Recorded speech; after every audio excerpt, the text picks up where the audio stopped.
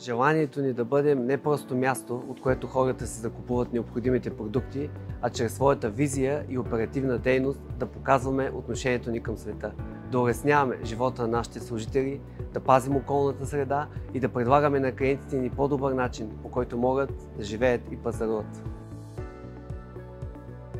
Дори да сме имали известни притеснения в началото, свързани с това да бъдем първи в подобна иновация и в разрешаването на предизвикателствата, които идват с нея, много по-силен беше ентусиазма ни и желанието да се качим на следващото ниво в този бизнес. Тук бих искал да отбележа участието на Дисплей България, което беше ключово за проекта. Бърза реакция, предоставяне на подходящите мостри, тест и съдействие при монтирането на етикетите в първия магазин. Нашите служители в магазините бяха най-щастливи от промяната, защото дигиталните етикети спестяват най-много време и усилия именно на тях. Въпреки че имахме стриктно разписан план кой магазин кога трябва да въведе електронни етикети, имаше голям ентусиазъм от страна на филиалите това да се случи още преди определения срок. Тази вътрешна надпревара показва, че има силно желание и мотивация за промяна не само от страна на мениджмънта, но и от нашите колеги в магазините. Дори отбелязахме тържествено демонтирането на последния хартиен етикет, който сме запазили в рамка като символ на една отминала епоха. Определено работният процес се улеснява, също така с менюто за свързване на етикети с продукти се работи лесно и интуитивно. Промяната на цена става мигновено, без нужда от намеса на служителите в филиала. Преди това процесът е отнемал часове за генериране, разпечатване и подмяна на между 3 и 5 хиляди етикета седмично.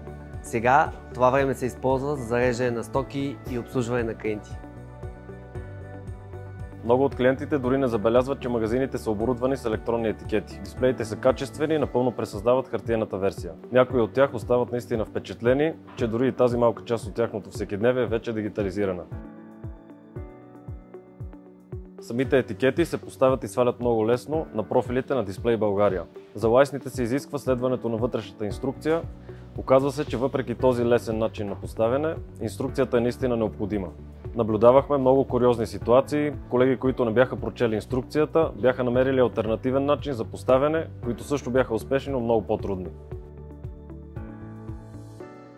Намаляха драстично случаите, в които артикулите нямат етикет, както и грешките в цените. Не може напълно да се елиминира човешкият фактор, но колегите в магазин са максимално улеснени и все по-малка е вероятността за подобна грешка.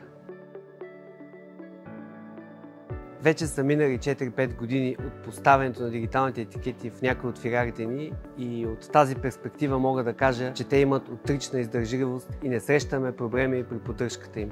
Профилите на Дисплей България фиксират стабилно електронните етикети и имат защита от неволно разместване при пазаруване. Лесно се поставят във всяка точка от магазина.